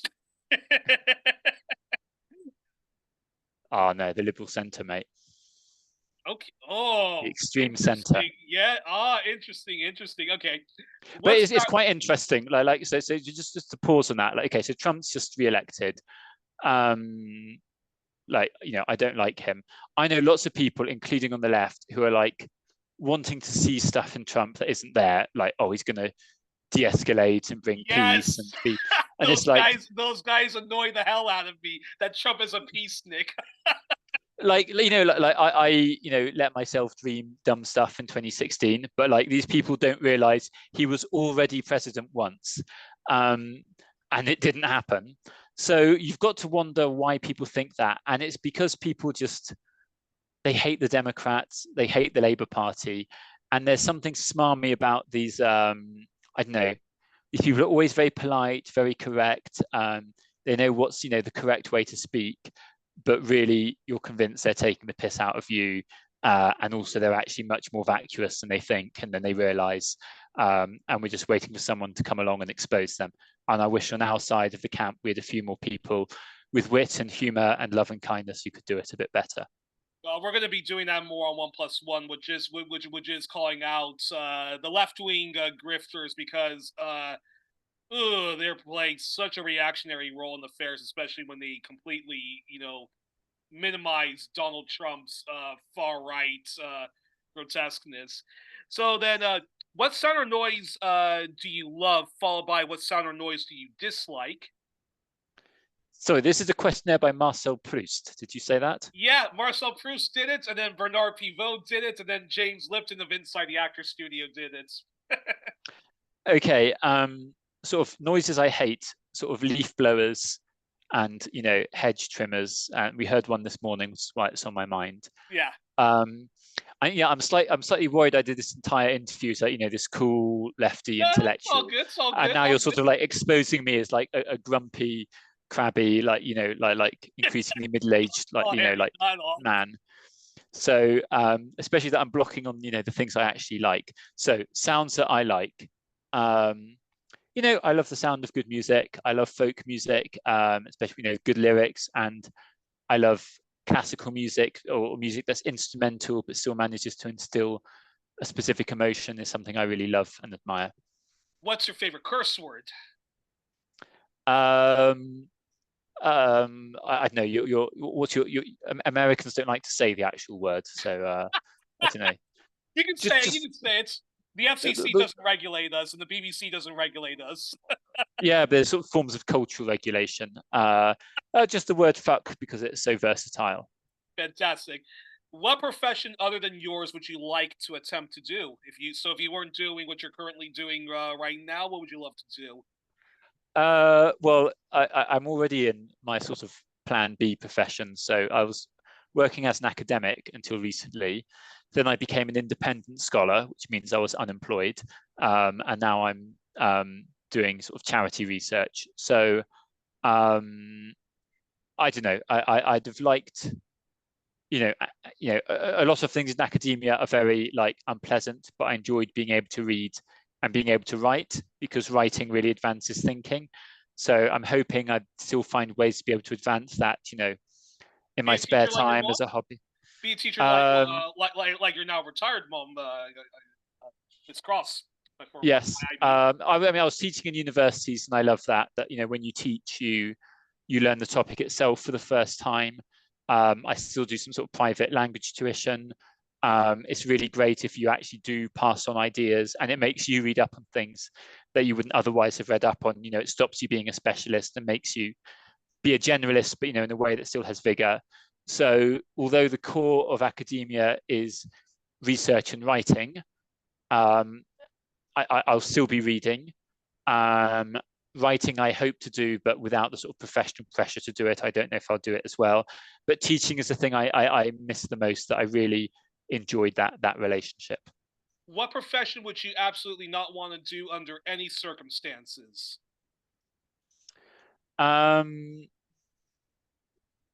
That's a good one.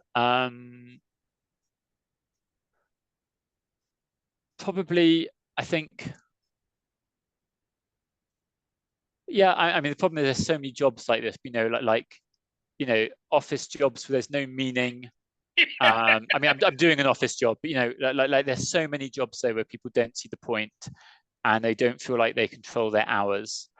And also jobs where you have to make other people's lives miserable. So those typical awful white collar jobs that the middle class tend to be in, right? Yeah. Then, finally, if heaven exists, what would you like to hear God say when you arrive at the pearly gates, or whatever is your vision of the afterlife? And even if you're an atheist, please answer the question. Another very interesting question. So thank you, Marcel Proust. Yeah, I think for people who believe in God, the really tough question is, do we have a religious duty to make life better in this world? Or is this world, I don't know, like a test or beyond that understanding? And is our only action to pray and wait for the afterlife? And I think as well, lots of people looking at religious belief say, okay, there's so many religious beliefs in the world. What is the right one? And what is God's place for people who took very different religious views, but who were still very sincere in their worship? So if there is a heaven, and if I go to it, I'd like to learn retrospectively what was the right thing to do in this world to make it a better place. And is there a place for everyone in heaven, regardless of their wide, very different ways of worshipping, or not at all? Sounds to me like you would ask God the question first. God, before you say anything, can you answer this big question? And then if he gives you an answer, that's probably what you want to hear them say. Because I think God would probably be non-binary. Well, that's blasphemy. The bit about questioning God. So I would never deem to do that. I'm a very sweet and deferential individual.